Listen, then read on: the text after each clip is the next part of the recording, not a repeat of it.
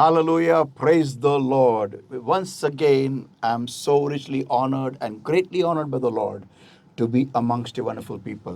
और सच में परमेश्वर के द्वारा मुझे बहुत आशीष प्राप्त है कि मैं आपके सामने उपस्थित होके इस वचन का अभ्यास आपको प्रस्तुत कर सकता हूँ। जो भी पवित्र आत्मा मुझे देता है और पवित्र आत्मा के अगुवाई के द्वारा उसका वचन हमारे पास जीवित आता है और वही है जो लोगोस को रेमा में परिवर्तित करता है। आमेन। तो कोई वक्त ज़ाया न करते हुए आइए हम तुरंत इस बाइबल के स्टडी में आगे चले जाए। Let's pray everybody. Thank you Lord my God for this beautiful time that you given to us. Come mighty comforter, come mighty counselor, Lord, welcome. Yes, beloved Holy Spirit of God, Lord, welcome in this place, Lord, welcome in our lives, oh Lord. Come, beloved Lord my God. You take charge, Lord my God. Not I, but you speak. Not I, but you teach, oh Lord. And help us, oh Lord my God, to use this word, Lord, and to go at a higher level of glory, Lord. To flee away from all our evil and wicked ways which you do not like in us, O Lord my God.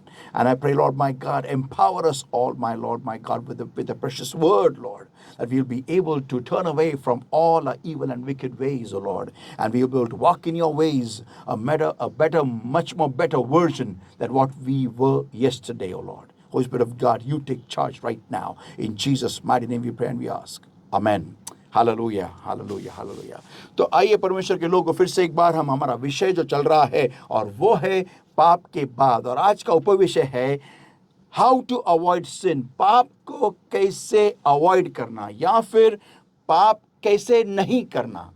अगर आप चाहते हो कि आपके पापों के ऊपर आप विजय प्राप्त करें तो ये बाइबल स्टडी आपके लिए है। आइए हम इस बाइबल स्टडी में और गहराइयों में गोता लगाए और परमेश्वर के पवित्र आत्मा के द्वारा ये सीखे कि हम कैसे हमारे कमजोरी के ऊपर, हमारे कैसे पापों के ऊपर हम विजय प्राप्त करें।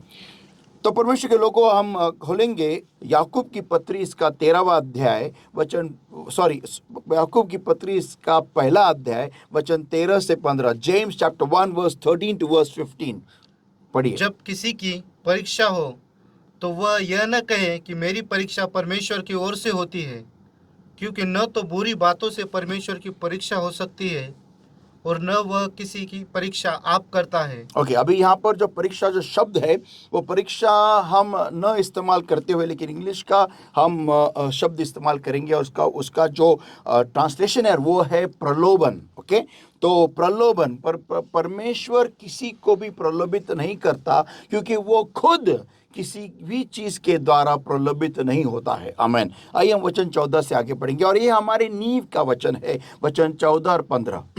परंतु प्रत्येक व्यक्ति अपनी ही अभिलाषा से खींचकर और फंसकर प्रलोभन में पड़ता है। हाँ, अभी यहाँ पर हम आज रुक जाएंगे। ओके, परंतु प्रत्येक व्यक्ति अपने ही अभिलाषा के द्वारा खींचा हुआ ऐसा प्रलोभन या फिर टेम्पटेशन में गिर जाता है। ओके, तो संक्षेप में कहने को गए तो हमें हर एक इंसान, जो भी मनुष्य है, जो भी जिंदा है, उस व्यक्ति में अभिलाषा है या फिर लालसाएं है या फिर वासनाएं है, और वो सारी लालसाएं उसके देह के द्वारा है, उसके शरीर के द्वारा है। बाइबल इसे शरीर के काम करके कहता है। आइए हम पढ़ेंगे गलतियों की पत्री इसका 5वां अध्याय और वचन 19 से 21 तक। Galatians 5 verses 19 to verse 21। गलती का रसपत्र 5वां अध्याय वचन 19 से वचन 21 पढ़ेंगे हम। शरीर के काम तो प्रकट है, हाँ, अर्थात व्यभिचार। ओके, मैं अलग एक विषय इस शरीर के कामों के ऊपर लेने वाला हूं, लेकिन हम थोड़ा सा धीरे से इस वचन के द्वारा हम जाने वाले हैं। आइए पढ़ेंगे। कौन क्या है शरीर के काम? क्या है? व्यभिचार, गंदे काम, लुचपन, मूर्ति पूजा। नहीं, एक मिनट। यहाँ पर हिंदी में थोड़ा सा अलग है। इंग्लिश में कहा गया है, now the works of the flesh are manifest and that these are adultery, fornication, uncleanness, lasciviousness. Okay, अभी ये जो 4 जो पाप है, ये जो काम है, ये सारे शरीर के द्वारा, शरीर के अंदर से होने वाले हैं। ओके, तो हमें इस बात का ध्यान रखना बहुत जरूरी है कि वचन 19 में जो लिखा गया है, वचन 20 में जो लिखा गया है और वचन 21 में जो लिखा गया है, ये 3 अलग प्रकार के या फिर 3 अलग अलग श्रेणी है शरीर के कामों की। सबसे पहले 19 वाले जो शरीर के काम है वो सारे शरीर के अंदर से किए जाते हैं। ओके, अभी आगे पढ़ेंगे वचन 20 से आगे। मूर्ति पूजा, मूर्ति पूजा, टोना, जादू टोना, ओके, बैर, बैर, झगड़ा, झगड़ा, ईर्ष्या, ईर्ष्या, क्रोध, क्रोध, विरोध, विरोध, फूट, फूट, विधर्म, विधर्म, ये सारे जो है वो शरीर के बाहर के काम है। ओके, अभी इसमें शरीर का समावेश है, लेकिन उसकी जी का उसमें उसमें उस पाप को करने में उतना जी का समावेश नहीं होता है, लेकिन उसके बाद में उसका इफेक्ट उसके जी पर होता है। लेकिन जो पहले वाले जो काम है ना वचन 19 में, वो सारे अंदर से है, अंदर से। बाइबल ये कहता है, मैं बाद में हम इसका विशेष करके एक अभ्यास हम देखेंगे। ओके, अभी वचन 21 हम पढ़ेंगे। डाह, मतवालापन, ओके, लीला क्रीड़ा, एक मिनट, ये वचन 21 है। 21। ओके, पढ़िए। डाह, डाह, मतवालापन, मतवालापन, लीला क्रीड़ा ओके, और इसके जैसे और काम है। ओके, एक मिनट, यहाँ पर लिखा है एनविंग, मर्डर्स, ड्रंकननेस, रेवलिंग्स। ओके, तो यहाँ पर शायद लीला क्रीड़ा वो रेवलिंग्स होगी, मतवालापन शायद ये होगा, डाह डाह शायद एनविंग होगा, और मर्डर्स इस खून करना। ओके, तो ये जो सारे काम हैं ये अलग श्रेणी में आते हैं। तो बाइबल ये कहता है, about these things I tell you again as I have also told you in the time past that those who do such things shall not inherit the kingdom of God. पढ़िए। इनके विषय में मैं तुमसे पहले से कह देता हूँ, जैसा पहले कह भी दिया, कि ऐसे ऐसे काम करने वाले परमेश्वर के राज्य के वारिस न होंगे। ओके, आमेन। अभी परमेश्वर के लोगों, हमें एक बात समझना जरूरी है कि अगर मैं देखो, हर एक इंसान में लालसाएं होती है, अभिलाषा होती है। ओके, शरीर की जो काम है वो सारे मुझे, अगर मैं वो काम करते गया तो परमेश्वर के राज्य में या फिर स्वर्ग में मेरा प्रवेश नामुमकिन है। ओके, ये बात हमें समजणी बहुत जरुरी है। या गोष्टीला आपल्याला समजणं अतिशय महत्त्वाचं आहे की जर का मी माझ्या देहाच्या वळवळीनुसार किंवा देहाच्या कार्यानुसार जर का मी माझं जीवन मी जर का या पृथ्वीवरती जगलो, जर का मी माझ्या शरीराच्या नुसार जर का मी माझी वाटचाल केली, तर संतो हो, मला स्वर्गात जाता येणार नाही, माझा स्वर्गामध्ये प्रवेश नहीं। ओके, अभी मैं एक बात, बहुत प्रैक्टिकल बात कहने वाला हूं, ध्यान से सुनिएगा। बहुतांश लोगों को ये लगता है कि अगर मैं पाप करूं तो मेरा क्या नुकसान होगा।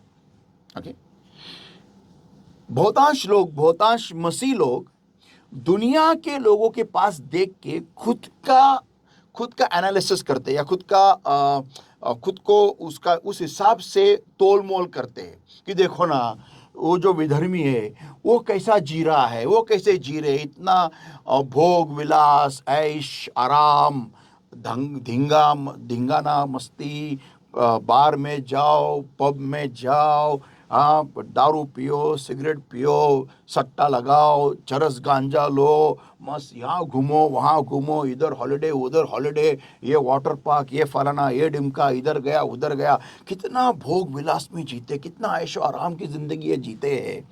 और हम जो विश्वासी है, हम जो मसीह में है, हमारी जिंदगी इतनी गंदी क्यों है, इतना बोरिंग क्यों है? हमें सब चीज़ों का बलिदान करना पड़ता है, सब भोग विलास का बलिदान करना पड़ता है। यहाँ मत जाओ, वहाँ मत जाओ, ऐसे पिक्चर मत देखो, वैसे पिक्चर मत देखो, गंदे पिक्चर मत देखो, फिर ये सब काम मत करो, पब में मत जाओ, दारू मत पियो, सिगरेट मत पियो, चरस गांजा मत पियो। क्या है? और इतना बोरिंग लाइफ है हमारा, ऐसा बहुत मसीह लोगों का ये कहना है। मैं आपको एक वचन बताना चाहता हूँ, ये वचन बहुत इंपॉर्टेंट है, बहुत ही महत्वपूर्ण है। आइए हम पढ़ेंगे पहले यूहन्ना इसका दूसरा अध्याय वचन 15 से 17। पहले यूहन्ना, हम सिर्फ वचन 15 ही पढ़ेंगे, वचन 15। पहले यूहन्ना दूसरा अध्याय वचन 15। First John chapter 2 and verse 15 पढ़िए। तुम न तो संसार से और न संसार में की वस्तुओं से प्रेम रखो। यदि कोई संसार से प्रेम रखता है, एक मिनट, यदि कोई संसार से प्रेम रखता है तो उसमें पिता का प्रेम नहीं है। तो उसमें पिता का प्रेम नहीं है। मसलन वो पिता के चीज़ों से प्यार नहीं करेगा, वो पिता के राज्य से प्यार नहीं करेगा, वो पिता के वचनों से प्यार नहीं करेगा, वो पिता के स्वर्ग से प्यार नहीं करेगा, वो पिता की कलीसिया से प्यार नहीं करेगा, वो पिता के बाइबल स्टडी से प्यार नहीं करेगा, वो पिता के सुबह उठने का और दुआ करने से प्यार नहीं करेगा। फिर से एक बार हम पढ़ेंगे, बहुत ही खतरनाक वचन है ये। फिर से पढ़ेंगे, कमान। तुम न तो संसार से और न संसार में की वस्तुओं से प्रेम रखो। हाँ, ये बाइबल हमें कह रहा है, ये आज्ञा है, ये सुझाव नहीं है, ये आज्ञा है। न तुम संसार से न संसार की वस्तुओं से प्रेम रखो। आगे, यदि कोई संसार से प्रेम रखता है, यदि कोई संसार से प्रेम रखता है तो उसमें पिता का प्रेम नहीं है। तो उसमें पिता का प्रेम नहीं है। देखो, बाइबल यहाँ कहता है, मैं इंग्लिश में पढ़ता हूँ, love not the world neither the things that are in the world. देखो, यहाँ पर शब्द का इस्तेमाल किया है प्रेम, लव। लाइकिंग एक भाग होती है, लाइक पसंद करना, और प्यार करना, ये दो अलग अलग स्तर है। मैं फिर से कह रहा हूं, पसंद करना और प्यार करना ये दो अलग अलग स्तर है। मैं एक उदाहरण के तौर पे आपको एक उदाहरण देता हूं। एक लड़का या एक लड़की या एक लड़का एक लड़की एक दूसरे को पसंद करते हैं, लेकिन उस पसंद में प्यार होना जरूरी नहीं है। उस पसंद में प्यार है, इसकी कोई गारंटी नहीं है। लेकिन जब वो एक दूसरे को पसंद करने लगते हैं और वो पसंद करीबी में बदल जाती है, वो पसंद एक दूसरे के साथ वक्त बिताने में, ज़्यादा वक्त बिताने में बदल जाती है, और एक दूसरे के बारे में फिक्र उनको होने लगती है, तभी उन दोनों में प्यार उत्पन्न होता है। आमीन। ओके, तो प्यार ऊंचे स्तर का है और पसंद सेकंड, मैं बोलता हूं फर्स्ट स्टेज है। प्यार is higher stage, second stage. अभी बाइबल ये कहता है love not the world. Bible ये नहीं कहता है कि तुम संसार को पसंद मत करो। ये वाक्य आपको अटपटा लगेगा, विचित्र लगेगा, लेकिन अगर आपको संसार की चीजों में से कुछ भी पसंद आता है, पसंद आना एक भाग है, लेकिन उस पसंद में खुद को डुबा देना। मसलन मैं चीज़ों के बारे में बात कर रहा हूँ। मसलन आपको समझाओ, अगर आपको मोबाइल पसंद आया, आपको आईपैड पसंद आया, नॉर्मल है। मैं इन चीज़ों के बारे में बात कर रहा हूँ। मैं संसार के पापों के पसंद के बारे में बात नहीं कर रहा हूँ। ध्यान से सुनिएगा। बहुत लोगों को लगेगा कि पास्टर बोल रहे हैं कि संसार के पापों को पसंद करो। नहीं, मैं संसार की चीज़ों के बारे में बात कर रहा हूँ। मसलन अगर आपको नई गाड़ी पसंद आई, बुरी बात नहीं, अच्छी बात है। अगर आपको एक ऊंची नौकरी पसंद आई, अच्छी बात है। अगर आपको एक बेहतरीन बिजनेस पसंद आया, अच्छी बात है। अगर आपको अच्छे कपड़े जो है वो पसंद आए, अच्छी बात है। अगर आपको नई बाइक आपको खरीदनी है, वो पसंद आई, कोई बुरी बात नहीं है। लोगों को ये समझना ज़रूरी है कि एक संसार की चीज़ पसंद करना, संसार में से कोई चीज़ पसंद करना, ये पाप नहीं है। ओके, लेकिन उस चीज़ के ऊपर इतना प्यार करना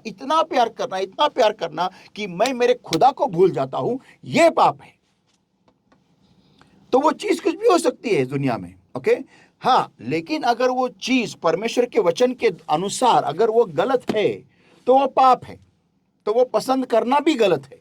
तो उस पसंद में आगे जाना, या फिर उसको देख के पसंद करना, वो भी पाप है। आमीन।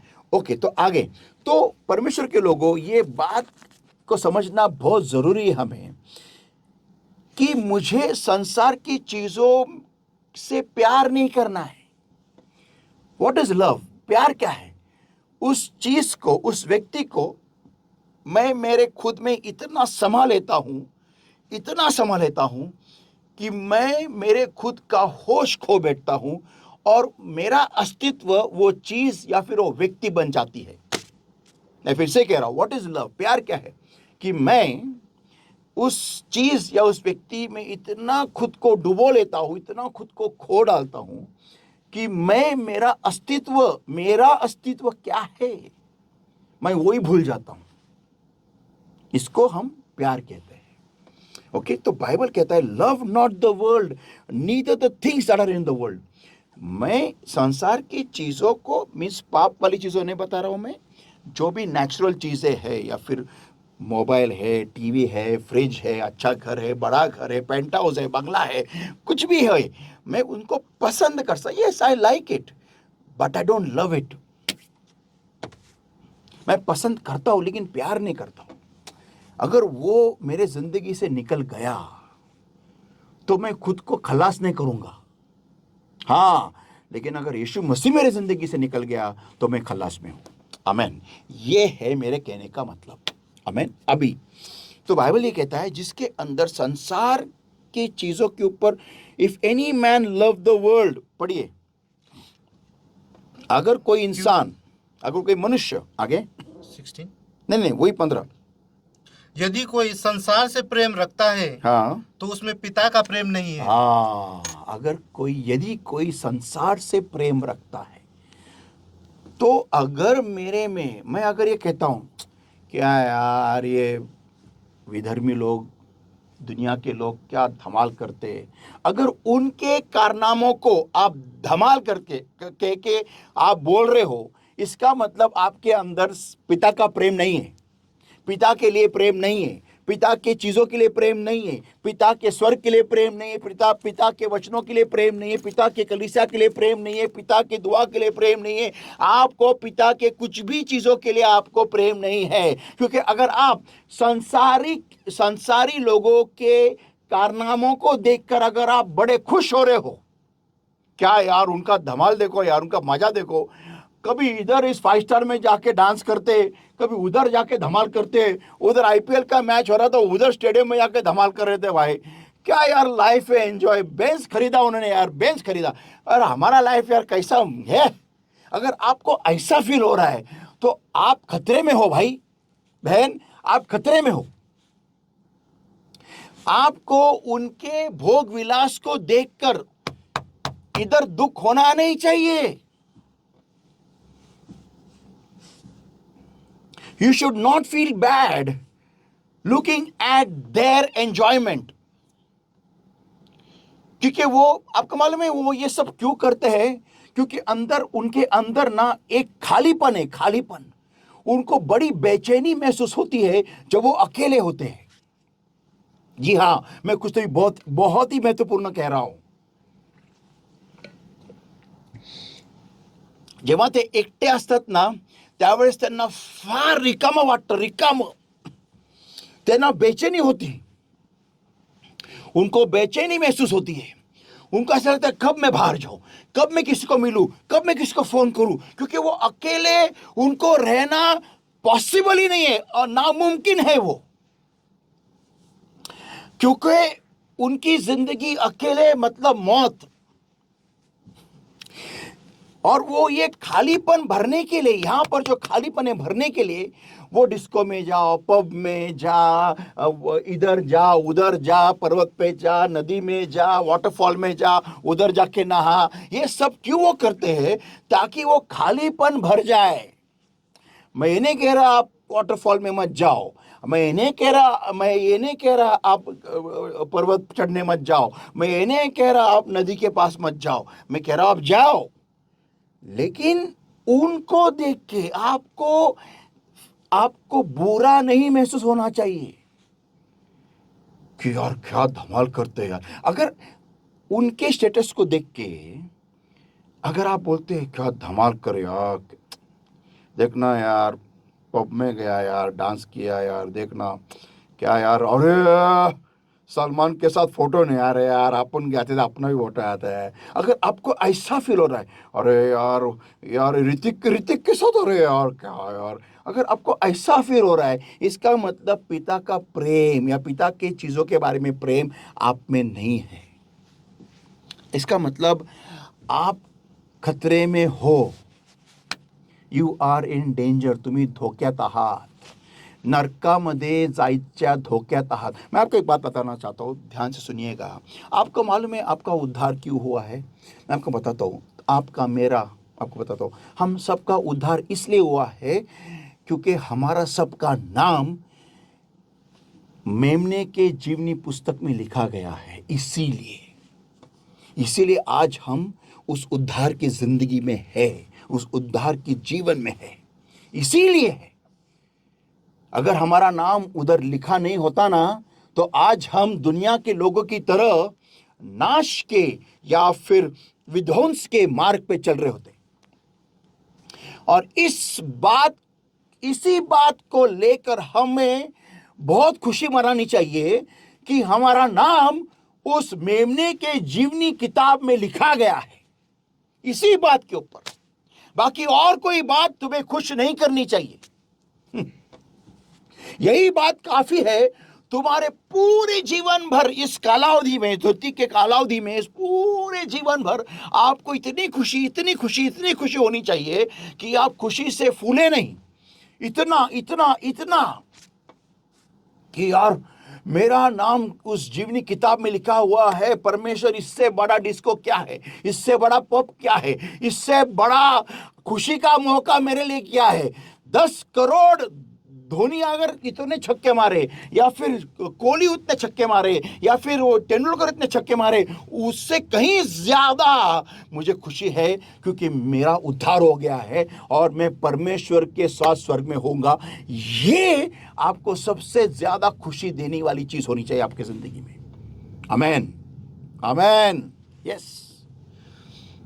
ये देखो, ये कौन करेगा मालूम है? जिसको परमेश्वर की चीजों से प्यार है। मैं पसंद नहीं बोल रहा हूं, प्यार बोल रहा हूं, प्यार। जो परमेश्वर के स्वर्ग से प्यार करता है, स्वर्ग में उन सारे घटनाओं से प्यार करता है, जो स्वर्ग में जो भी होता है उससे प्यार करता है। उसका ध्यान स्वर्ग में होने वाली घटनाओं पे है। स्वर्ग में जो पिता है उसके ऊपर है, स्वर्ग में जो यीशु मसीह है उसके ऊपर है, जो पवित्र आत्मा उसके अंदर, उसके ऊपर उसका प्यार है, प्यार है। ऐसे ही व्यक्ति स्वर्ग में जाएगा। आमीन। अभी एक बात हमें समझनी जरूरी है। अगर मैं दुनियाई लोगों के पास देखकर अगर मुझे दुख हो रहा है, इसका मतलब ये साफ है कि मेरा ध्यान सही नहीं है। इंग्लिश में मैं कहता हूं, my moments that define joy are wrong.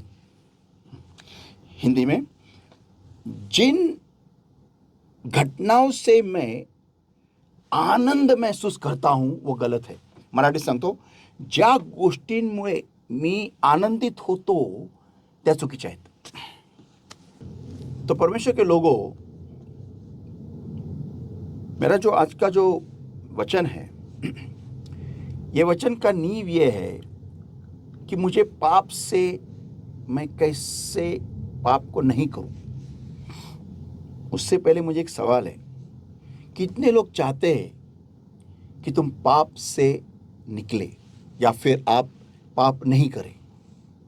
सिर्फ आमीन मत लिखो, लेकिन खुद के अंदर इस सवाल को पूछो, खुद को पूछो, क्या तू तेरे इस पाप से निकलना चाहता है?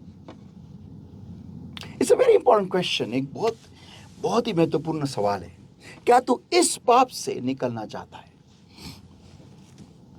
क्योंकि देखो, ये वचन किसके लिए मालूम है क्या? जो अपने पाप से निकलना चाहता है, जो अपने पाप पे विजय होना चाहता है, जो अपने कमजोरियों पे विजय होना चाहता है, ये वचन उसके लिए है। ये वचन उन लोगों के लिए नहीं है जो अपने पाप में, अपने पाप के गंदगी में, अपने पाप के दलदल में उधर ही रहना चाहते हैं। ये वचन उनके लिए नहीं है। तो सवाल ये है आपसे, मुझसे, सबसे, जो भी सुन रहे हैं, जो भी देख रहे हैं, कि क्या तू तेरे पाप से निकलना चाहता है या फिर क्या तू चंगा होना चाहता है? तुला बरे होने की इच्छा है क्या? Amen. Will thou be made whole? This is the question which I need to ask myself. यह सवाल मुझे खुद से पूछना है, खुद से। क्या तू चंगा होना चाहता है? क्योंकि अगर मैं चंगा होना चाहता हूं तो ही यह वचन मुझे मदद करेगा। अगर मैं निर्णय लेता हूं कि मैं मेरे पाप के दलदल में ही अटका रहूंगा, मैं मेरे पाप के गंदगी में ही मैं उधर ही रहूंगा, क्यों? क्योंकि मेरे साथ इसने बुरा किया, क्योंकि ये बुरा है, वो बुरा है। देखो कैसा है मालूम है क्या? मैं आपको एक वाक्य कहता हूं, don't take a decision according to your present tense. आपके वर्तमान के अनुसार निर्णय मत लो, तुमच्या वर्तमानानुसार निर्णय घेऊ नका. Don't take your decisions, don't take a decision according to your present situation. I repeat, don't take a decision according to your present situation. देखो, आज आप समझ लो, आज आप एक बहुत ही गंदी जिंदगी जी रहे हो. आप मसीह में हो लेकिन एक बहुत ही गंदी जिंदगी जी रहे हो. अगर आपने आज के अनुसार जिस तरह से आप जी रहे हो, अगर आपने उसके अनुसार आपने अगर निर्णय लिया, तो आपका निर्णय शायद से 90% शायद से नकारा ही होगा. आप क्या बोलेंगे मालूम है क्या? क्या यार, मेरे में कोई चांस ही नहीं है सुधरने का, मैं क्यों सुधरूं? मैं कितने साल तो मैं कोशिश कर रहा हूँ इस शरीर के इस काम से निकलने के लिए, मैं निकल ही नहीं पा रहा हूँ. छोड़ना यार, मैं नहीं निकलूंगा, मेरा अंत ऐसा ही होने वाला है. क्योंकि आप खुद को आज इस हालत में, इसी हालत में देख रहे हो. लेकिन अगर आपने थोड़े से आपने अगर मेहनत की, थोड़ी सी, ज़्यादा नहीं, और आपने आपके माइंड को आपका फ्यूचर का इमेज दिखाया कि आने वाले इस कुछ सालों में मैं इस उम्र में नहीं रहूँगा, मेरी उम्र बढ़ जाएगी. आने वाले कुछ सालों में मैं शायद इस हालत में नहीं रहूँगा, शायद मैं कोई नौकरी करता हूँगा या फिर कोई बिजनेस करता हूँगा. और उन दिनों में अगर मेरे जिंदगी में ये सारी चीज़ें रही, ये सारे शरीर के काम रहे, तो मेरा फ्यूचर कैसा रहेगा? अगर आपने उस हिसाब से अगर सोचा तो आप सही निर्णय लोगे. यस, आप सही निर्णय ले पाओगे. क्यों? क्योंकि इंसान हमेशा एक समान नहीं रहता है. मैं फिर से कह रहा हूं, इंसान हमेशा एक समान नहीं रहता है. मैं आपको एक उदाहरण देता हूं, ध्यान से सुनिए. देखो, जब एक आम बच्चा होता है, ओके, जब वो स्कूल में रहता है 10वीं तक, उसके दिमाग में क्या रहता है? मुझे 10th पास करना है, बस. जब वो 12th में जाता है तो उसके 11th में जाता है, उसके दिमाग में क्या रहता है? मुझे 12th पास करना है. लेकिन जब वो ग्रेजुएशन में जाता है, उसके दिमाग में सिर्फ ग्रेजुएशन पास करना नहीं होता है, उसके दिमाग में ये होता है कि मुझे अच्छी नौकरी भी मिलनी चाहिए. आमेन. ओके, तो मेरा सवाल ये है, 10वीं में जो जितने बच्चे रहते हैं, वो कितने बच्चे अच्छी नौकरी के हिसाब से 10वीं में पढ़ाई करते हैं? मैंने आपका परसेंटेज निकाला तो सिर्फ मैं बोलता हूँ 10% बच्चे होंगे जो अच्छी नौकरी पाने के हिसाब से 10वीं में पढ़ाई करेंगे. लेकिन बाकी के 90% जो है, 90%, वो बच्चे सिर्फ 10वीं पास होने के लिए पढ़ाई करते हैं. आमेन. ओके, फिर आ गया 12th स्टैंडर्ड. 12th में कितने बच्चे हैं जो अच्छी नौकरी पाने के लिए 12th में अच्छी पढ़ाई करते हैं? मैं बोलता हूँ, फिर से एक बार मैं कहूँगा 10% या फिर इस बार मैं बोलता हूँ 20%. ओके, शायद उनके दिमाग में थोड़ी अक्ल आ गई है. लेकिन मैं देखता हूँ कॉलेज के बाहर कितने सारे बच्चे होते हैं जो कॉलेज में जाते ही नहीं है, या फिर जाते हैं तो अलग कामों के लिए जाते हैं, क्योंकि उनका दिमाग खराब हो गया है. ओके, अभी तो जितने सारे बच्चे, वो सारे बच्चे जब ग्रेजुएशन में आते हैं, तब उनका दिमाग ठिकाने पे आता है कि अरे नहीं, मुझे सिर्फ ग्रेजुएशन नहीं करना है, मुझे अच्छी नौकरी पाने के लिए पढ़ाई करनी है. आमीन. ओके, ये बदलाव उनके मन में आता कैसे है? मैं बताता हूँ कैसे. क्योंकि जब वो 10th क्लियर करते हैं, 12th क्लियर करते हैं, और जब वो ग्रेजुएशन तक जाते हैं ना, उनके दोस्त बदलने लगते हैं. देखो कैसा होता है, 10th तक माँ बाप उनको एक विशेष स्कूल में डाल देते हैं. ओके, 10वीं तक, sorry first standard, okay, first से लेके 10th तक उन्हें वो दोस्त मिल जाते हैं, ओके, वो दोस्त उनके जैसे ही होते हैं, उनके जैसे ही, तो उनको उनका माइंड चेंज नहीं होता है। लेकिन जैसे ही वो 10th छोड़ के 12वीं में आते हैं, कॉलेज बदल जाते हैं, सब कुछ बदल जाता है, दोस्त यहाँ वहाँ बिखर जाते हैं। उन सारे समझो 20 दोस्तों में से शायद 2 ही दोस्त उनके साथ अगले कॉलेज में आते, उस कॉलेज में आते हैं। जब वो वहाँ पर आते हैं तो उनको अलग अलग कॉलेज से अलग अलग दोस्त मिल जाते हैं और अलग अलग माइंडसेट के, अलग अलग मानसिकता के लोग मिल जाते हैं। लड़के लोग, लड़कियाँ लड़के मिल जाते हैं और हर एक का विजन अलग होता है, हर एक का दृष्टांत अलग होता है, हर एक की सोच अलग होती है। तो उनके सामने बहुत सारे ऐसे ऑप्शंस ओपन अप हो जाते हैं, खुल जाते हैं, जो वो बच्चा 10वीं तक उसको मालूम ही नहीं था, ओके। अभी वो सोचने लगता है कि अरे मैं ये कोर्स भी कर सकता हूँ, मैं ये भी कर सकता हूँ, मैं वो भी कर सकता हूँ, अरे इसने ये किया, अरे ये इतना इसको आगे चला गया। फिर कोई सेमिनार्स होते हैं, वहाँ पर कोई कॉलेज के स्टूडेंट्स आते हैं और बताते देखो मैंने ये कोर्स किया, आज मैं साइंटिस्ट बन गया, आज मैं यूएस में हूँ, मेरे इतना बंगला है, मेरी इतनी गाड़ी है। तो उसका माइंड चेंज होने लगता है, ओके। तब वो बच्चा सोचने लगता है कि नहीं यार, मैं आगे चल के ऐसा बनना चाहता हूँ। देखो क्या मैंने कहा, आगे चल के, क्या आगे चल के। तो परमेश्वर के लोगों, आपको आपके आज के चाल चलन के अनुसार आपको निर्णय नहीं लेना है। आपको भविष्य को देख के आपको आज निर्णय लेना है कि मुझे कैसे जीना है, मेरे आने वाले भविष्य में मेरी जिंदगी कैसे रहे। मैं आपको 2 वचन बताने वाला हूं और ये 2 वचन शायद आपकी जिंदगी में बड़ा ही असर कर सकती है। 2 वचन बड़ा ही असर कर सकता है। आइए हम खोलेंगे यूहन्ना इसका 10वां अध्याय,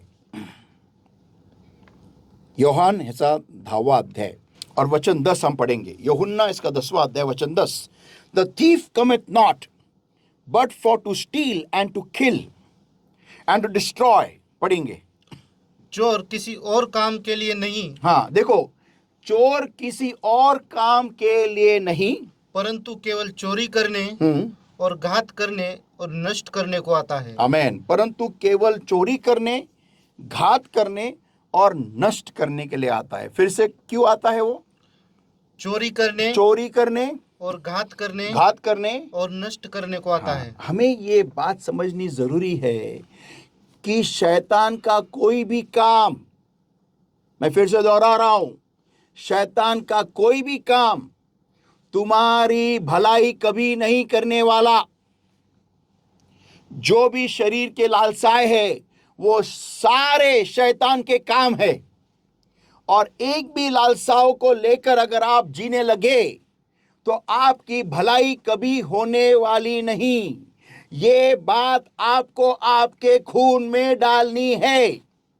अगर आप शैतान की कोई भी चीज आपके जिंदगी में अगर आप उसको जगह देंगे, अगर आप उसको रेंट पे रखेंगे, मैं आपको गारंटी के साथ कह सकता हूं, आपके जिंदगी का सत्यानाश होने से रहा वो कोई नहीं रोक सकता। फिर क्यों? क्योंकि शैतान क्यों आता है, चोर क्यों आता है? पढ़िए, चोरी करने। क्या चोरी करने?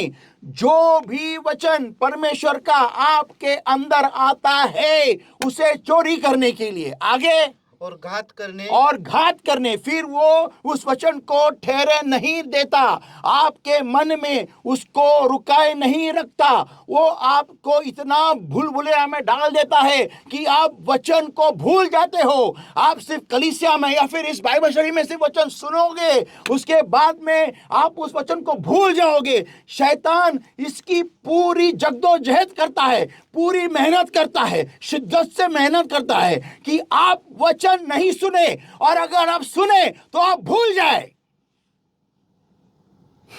क्योंकि वचन में सामर्थ है, वचन में पावर है। वचन वो बीज है, बीज जब अगर वो ठीक से अंदर बोया गया तो वो जड़ पकड़ेगा। हालेलुया। और शैतान ये जानता है, Satan knows it damn well enough that if the word catches root, it will destroy his kingdom in your life. शैतान हे जानता आहे, शैतानाला माहिती आहे की जर का या वचनाने जर का मुळावलं, तुमच्या अंतकरणाचं का रुचलं, तर ते शैतानाचं साम्राज्य तुमच्या जीवनामध्ये पूर्ण उद्ध्वस्त करून टाकेल. हालेलुया. त्याला हे ठाऊक आहे. That's why he doesn't want you to let the word hear you, to hear the word. And even if you hear, he will make sure you forget it. इसलिए वो जानता है कि आप वचन को सुने ही नहीं, और अगर गलती से भी सुना तो वो ये ख्याल रखता है पूरे जद्दोजहद से, पूरे मेहनत से, पूरे शिद्दत से कि आप उस वचन को भूल जाए. Because if you forget the word, the word will never catch root in your life. अगर आप वचन को भूल गए तो वचन आपके जिंदगी में कभी जड़ नहीं पकड़ेगा. देखो कैसा है ना, हमें ना इस बात का इल्म भी नहीं है कि बोला गया हुआ शब्द कितना पावरफुल है. आप और हम ये सोच भी नहीं सकते. हमें इस बात का कोई आइडिया भी नहीं है. मैं आपको एक गवाही बताता हूँ, सुनिए बात ध्यान से. हमारी कलीसिया में एक औरत आई थी और उसकी बेटी कुछ बड़े दिनों से, बड़े सालों से घर छोड़ के चली गई थी, गायब हो गई थी. और वो बेचारी औरत बहुत रो रही थी, बहुत रो रही थी. उसने बड़े आंसुओं से, बड़े ही दुख से उसने मेरे सामने उसकी विनती को उपस्थित किया. मुझे बहुत फील हो गया. मैंने उस बहन से कहा कि सिस्टर, मैं आपके लिए दुआ करूंगा और मेरा विश्वास है कि परमेश्वर आपको, आपके बेटी का फ़ोन 100% आपको कॉल आएगा. और बहुत साल हो गए थे, मुझे एग्जैक्टली टाइमिंग मालूम नहीं, लेकिन बहुत साल हो गए थे उस औरत का, उस बेटी का कोई कॉल उस औरत को नहीं आया था. और किसी सिस्टर के द्वारा वो कलीसिया में आ गई और उसने मुझे ये विनती मुझे बताई. तो मैंने उससे कहा कि आपको आपकी बेटी का कॉल ज़रूर आएगा. परमेश्वर के लोगों, पिछले हफ्ते में वो औरत जब कलीसिया में आई तब मैं सामने खड़ा था और उस औरत को देख के वो औरत रो रही थी. तभी मुझे इतना फील हो गया. मैंने परमेश्वर से कहा, परमेश्वर कुछ भी कर, मुझे नहीं मालूम, लेकिन इस बहन को उसकी बेटी का कॉल आने दे. मैं उस तब सामने खड़ा था, तब मैंने उस औरत को देखा और मैंने एक छोटी सी दुआ, उस वक्त भी मैंने दुआ की थी जब उस औरत ने मुझे बताई थी. लेकिन वो दिन मुझे याद है, मैंने उसे हॉल में एंट्री करते हुए देखा और मैंने दिल में सिर्फ इतना ही कहा, परमेश्वर कुछ भी कर, लेकिन इस औरत का, उस बेटी का फ़ोन इस माँ को आने दे.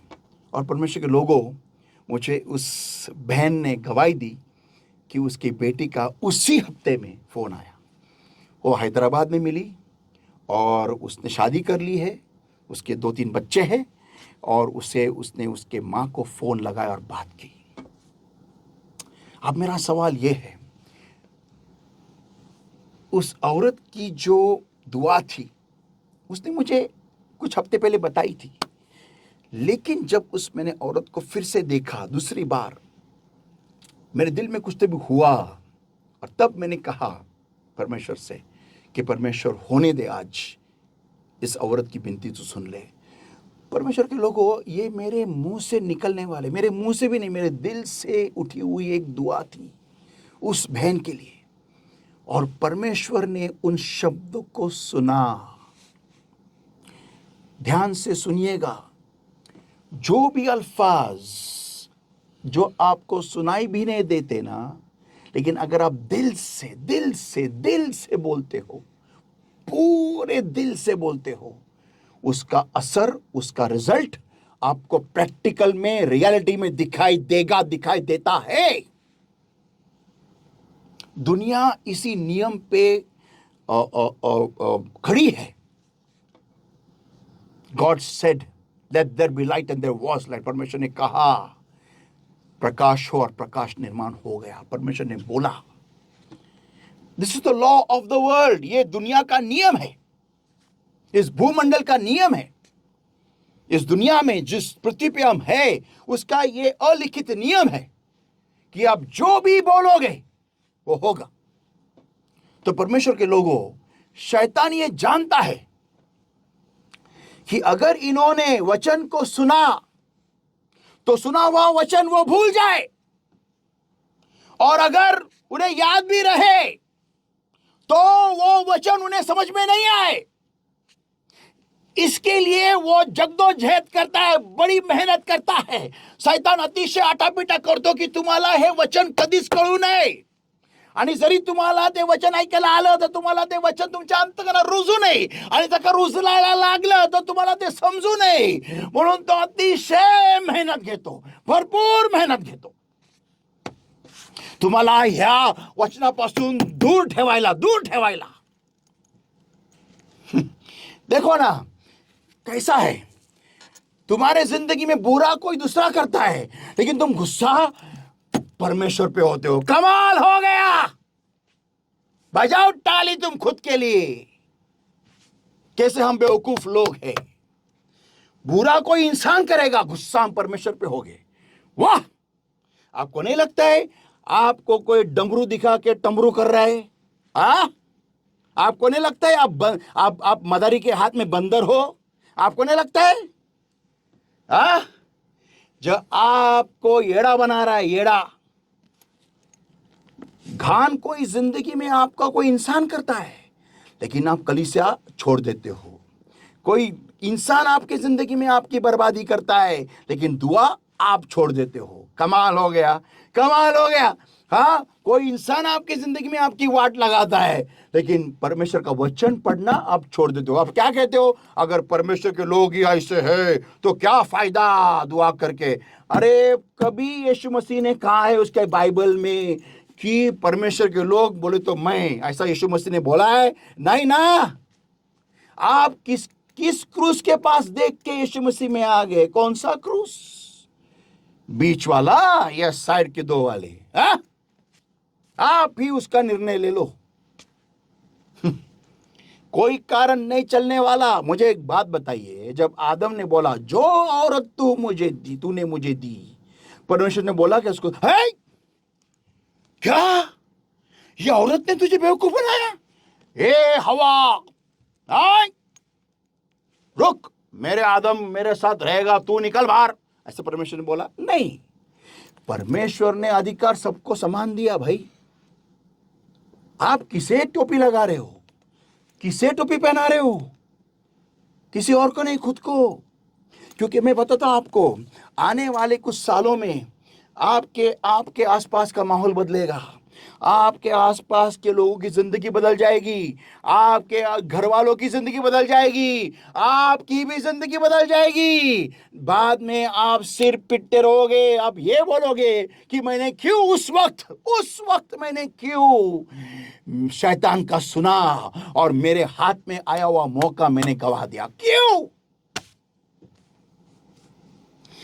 तो परमेश्वर के लोगों, इस बात को ध्यान में रखिएगा कि शैतान आपके जिंदगी में चोरी करने, घात करने और नाश करने को आता है कि नहीं? क्या लिखा है उधर? चोरी करने और घात करने और नाश करने को आता है। नाश, सर्वनाश किसका? जो भी शैतान के किसी भी प्रोडक्ट को अपने जिंदगी में रखता है, रहने देता है। और गलतियों की पत्री इसका 5वां अध्याय वचन 19 से वचन 21 तक जो भी लिखा गया है वो सारे शैतान के प्रोडक्ट है।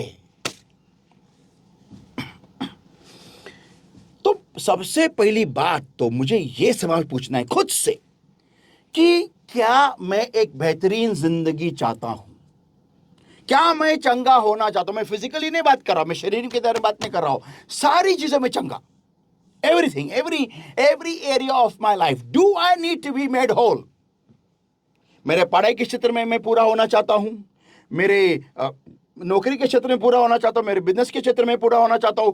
बहुत सारे विभाग है मेरे हर एक क्षेत्र में जहां पर शैतान की दीमक लगी हुई है, जहां पर शैतान मेरे आशीषों को खा रहा है, क्या मैं उधर पूरा होना चाहता हूं? क्या ये सवाल मुझे आपसे खुद से पूछना है। आज मेरे खुद से ये पूछना है, क्या मेरे आने वाले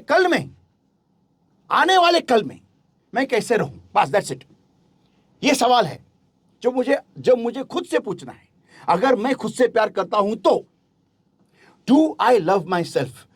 क्या मैं खुद से प्यार करता हूं? क्या ये सवाल आप खुद से पूछो, किसी और से मत पूछो। Don't ask anybody. Do I love, मी स्वतःला प्रेम करतो का? हा प्रश्न तुम्ही स्वतःला विचारा. दुसऱ्या कोणाकडे बघूच नका. तू माझ्या प्रेम करतो का? तू माझ्या प्रेम करते का? अरे गेले उडत ते. तू तुझ्यावर प्रेम करतो का ते बघ. बहुत बार मैंने देखा है कि लड़के लड़कियों जो होते हैं खुद की नसें काटते या फैन से लटकते हैं. क्यों? क्योंकि किसी और ने उनको ठुकराया. कमाल हो गया. मैं ये सवाल पूछता हूं, जो इंसान खुद से प्यार नहीं करता, दूसरा क्यों तुमसे प्यार करेगा? सिंपल.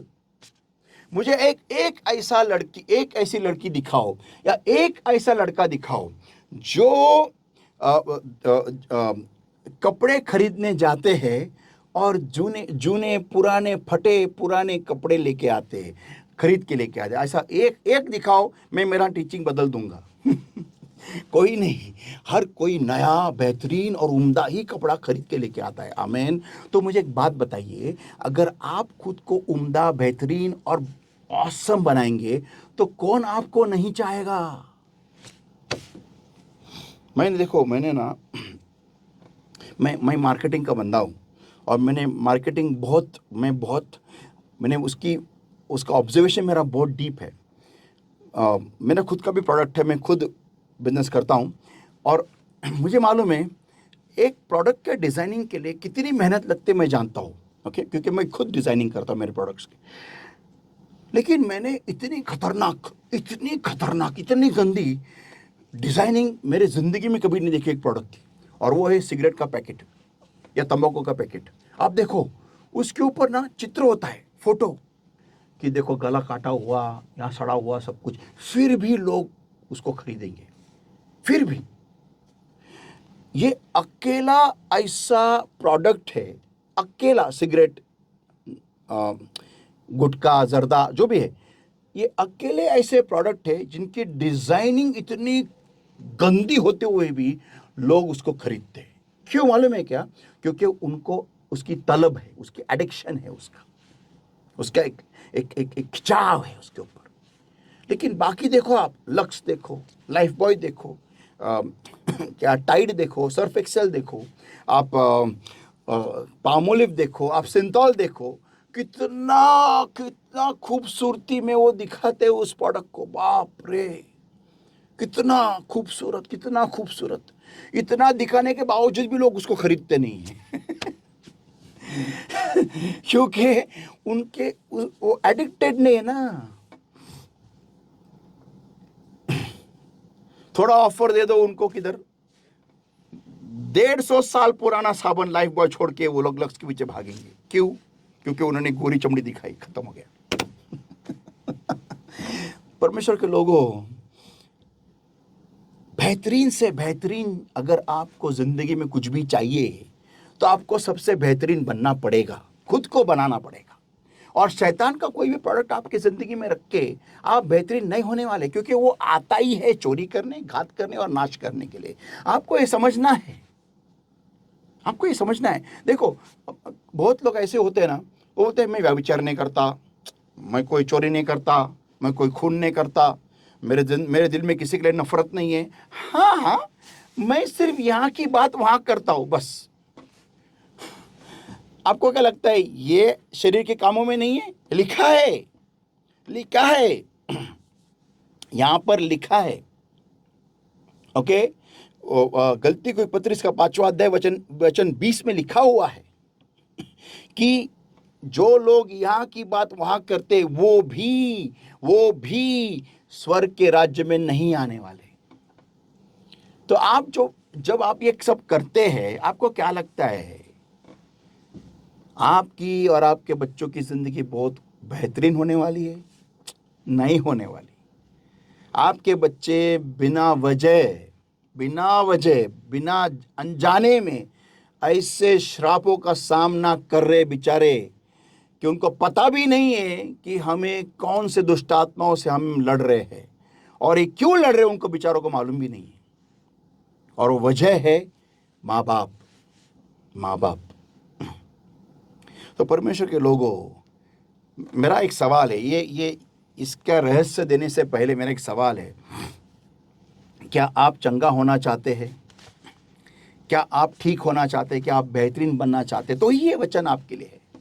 आगे आगे लिखा है, बाइबल ये कहता है, यीशु मसीह कहता है, मैं जिंदगी और बहुतायत की जिंदगी देने आया हूँ। आपको ये समझना है कि प्रभु यीशु मसीह आपके जिंदगी में सिर्फ जिंदगी नहीं, बहुतायत की जिंदगी, बहुतायत की जिंदगी। बहुत बार मैंने देखा है, लोग अगर नया मोबाइल खरीदना चाहते तो उनको पुराना मोबाइल बेचना ही पड़ता है, क्योंकि उन पैसों के बगैर वो नया मोबाइल नहीं ले सकते, कि डाउन पेमेंट के लिए पैसा नहीं होता है। मैंने बहुत बार देखा है। ओके, लेकिन आपके ज़िंदगी में ऐसा एक टाइम आएगा कि आप पुराना मोबाइल बिना बेचे आप नया मोबाइल खरीदोगे। हाँ, आप पुरानी गाड़ी बिना बेचे आप नई गाड़ी खरीदोगे। आप पुरानी मोटरसाइकिल बिना बेचे आप नई मोटरसाइकिल खरीदोगे। ये आशीष आपको मिलेगी। इसको कहते हैं बहुतायत की जिंदगी।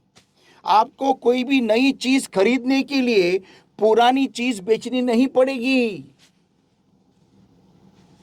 आपको कोई नया फ्लैट खरीदने के लिए पुराना फ्लैट बेचना नहीं पड़ेगा। इसका मतलब है, I have come to give you life and life इन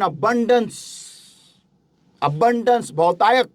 मैं तुम्हें जिंदगी और बहुतायत की जिंदगी। आपके पास एक घड़ी नहीं रहेगी 200 साल से, आपके घर में 2000 घड़ियां रहेंगी 2 साल में या 20 साल में। ये है वो फर्क। बहुतायत। आपके पास एक जूता नहीं रहेगा, एक जूते की जोड़ी नहीं रहेगी। आपके पास 20 या 50 या 100 या 200 300 जूतों की जोड़ी रहेगी, जोड़ियां रहेगी जूतों की, वो भी भारी भारी। बहुतायत। और ऐसी जोड़ियां जो 6 महीने में फटती नहीं, जिनको 6 साल हो गए, 10 साल हो गए, फिर भी वो फटे नहीं है। ये है परमेश्वर का आशीष आपको मिलेगा। यस, मैं प्रभु यीशु मसीह जब ये वचन कह रहा है ना, उसके कहने का मतलब ये है, आपके पास एक घर नहीं रहेगा, आपके पास 3-3 4-4 घर रहेंगे, जमीन भी रहेगी। इसको कहते हैं बहुतायत, अबंडेंस। यीशु मसीह आपको ये देने आया है, और शैतान चुराने आया है, घात लगाने आया है, और विध्वंस या फिर नाश करने आया है। अभी आप इसका निर्णय लो, आपको क्या चाहिए, आप खुद निर्णय लो। अगर आप गलतियों की पत्री के 5वां अध्याय और वचन 19 से वचन 21 में जो भी शरीर के काम लिखे गए हैं, अगर आप उनसे नहीं फेरना चाहते, चलेगा, नो प्रॉब्लम। लेकिन फिर आपको जो प्रभु यीशु मसीह ने कहा है ना, मैं आपको बहुतायत की जिंदगी देने आया हूं, आपको ये कभी नहीं मिलने वाली, कभी नहीं। आप हमेशा घटी में ही रहोगे, हमेशा। आपके जिंदगी से कर्जा कभी नहीं हटेगा, आपके जिंदगी में आशीष कभी नहीं मिलेगी, आपके शरीर को कभी भी तंदुरुस्ती नहीं मिलेगी। आप हमेशा बीमारी से बीमारी तक आप बीमारी में रहोगे और बीमारी में ही जाओगे। आपका अंत बहुत ही खराब और बहुत ही बुरा होगा। मैं आपको ये लिख के दे सकता हूं आपके खून से। आमीन। तो परमेश्वर के लोगों, ये बात को ध्यान से सुनिएगा, समझिएगा। जितना ज्यादा आप आपके पापों में रहोगे, उतनी ही बेकारी, उतनी ही खराबी, उतनी ही आपके जिंदगी में, सारे जिंदगी में श्राप ही आपको मिलेंगे। अनुवाद 28 उसके 1 से आगे वचन ध्यान से पढ़िएगा। लेकिन अगर आपने आपके शरीर के कामों के ऊपर विजय प्राप्त किया, तो आपको बहुतायत की जिंदगी मिलेगी, जैसे यीशु मसीह ने कहा है। आमीन, हालेलुया। तो परमेश्वर के लोगों, मैं आज यहीं पर रुकना चाहता हूं। क्यों? क्योंकि आपको ये निर्णय लेना बहुत जरूरी है। It is imperative that you and I take this decision, that do I want to destroy my life? Do I want to finish my life by doing the things of my flesh? क्या मैं मेरे जिंदगी को खराब या उद्ध्वस्त करना चाहता हूँ, या डिस्ट्रॉय करना चाहता हूँ, नष्ट करना चाहता हूँ मेरे शरीर के काम करते करते? माझ्या शरीराचे काम करून मी माझ्या जीवनाचं वाटोळं लावायची इच्छा माझी आहे का? हा निर्णय तुम्हाला आणि मला घ्यायचा आहे आज. काय मिळतं तुम्हाला? ह्याचं त्याचं लावालावा करायला काय मिळतं? काय मिळतं? वासना करून काय मिळतं? व्यभिचार करून काय मिळतं? खोटं बोलून काय मिळतं? एकमेकाचं वाटोळं लावून काय मिळतं? ह्याचं त्याला, त्याचं ह्याला, ह्याचं ग्रस्त त्याला काय मिळतं? काय मिळालं? स्वतःकडे बघा, स्वतः लेकरांकडे बघा, त्यांची केविलवाणी परिस्थिती बघा. तुम्हाला स्वतः दया येत नाही चालेल, तुमच्या लेकरावर तरी दया करा. तुमच्या लेकरावर तरी दया करा, की नको ते श्राप ते लढत आहे आज बिचारे. चला तुम्ही तुमच्या जीवनाचं भलं नाही करू इच्छिता, चला ठीक आहे, नका करू, पण तुमच्या लेकरांच्या जीवनाचं तरी भलं करा. आठवा तो नोहा, आठवा त्याचा मुलगा, आणि आठवा कनान. बिचाऱ्या कनाला किती श्रापांना सामोरं जावं लागलं आयुष्यभर, कारण बापाने काहीतरी वाटोळं लावलं होतं म्हणून. बस तेवढंच आहे. काय काय करायचंय? काय करायचंय? देहाच्या गोष्टींवरती प्रेम करून. मी तुम्हाला सांगतो, एकदा तुमचं वय वाढल्यानंतर तुम्हाला फार पस्तावा होणार की यार मी काय निर्णय घेतले माझ्या जवानीमध्ये. तर परमेश्वर को लोग अजूनही वेळ गेलेली नाहीये. परमेश्वर को लोग अभी भी समय गया नहीं है. आज भी मैं खुद के आने वाले भविष्य को उज्जवल बना सकता हूँ. Hallelujah. Let's all pray everybody. Thank you Lord my God for your word that came to us alive. Blessed Lord my God, I give your people in your hands, in their minds, in their hearts, in my holy hands right now, Lord my God. And I seal this word in our hearts with the precious blood, precious oil and fire of the Holy Ghost. Every part of darkness trying to steal this word, Lord my God, from them, Lord. I bind and destroy and consume with the fire of the Holy Ghost, in the name of the Lord Jesus Christ of Nazareth right now. The command part of darkness in the name of Jesus right now. Get out, come on in Jesus' mighty name. And blessed Lord my God, I set the people free now in the name of Jesus. Lord, their minds and their hearts and their surroundings free now in the name of Jesus, oh Lord my God. Holy Spirit of God, thou welcome, Lord. You take charge, touch them, Lord, and help us all to bring forth fruit 100-fold accordingly, Lord. Thank you, Jesus, for this beautiful time that you've given to us, for your time of your word, Lord, that you've given to us, oh Lord my God. Help us to bring forth fruit 100-fold. In Jesus' mighty name we pray and we ask. Amen. Hallelujah. Praise the Lord everybody. और अगर आपको ये वचन के द्वारा आपको आशीष प्राप्त हुई, कृपया करके इस वचन को लाइक कीजिएगा और सब्सक्राइब कीजिए हमारे चैनल को, और अपने सारे मसीह भाई और बहनों को ये वचन प्लीज़ आप शेयर कीजिए, ताकि ये वचन हर एक उस मसीह भाई बहन को आशीष दे जो अपने ज़िंदगी में बहुत मुश्किलातों से झगड़ रहे हैं. God bless you. फिर से मिलते हैं इसी वचन के लास्ट भाग में. ओके, एंड उकाब की नाई ऊंची उड़ान लीजिएगा आत्मा के अंतराल में. And love you all. God bless you.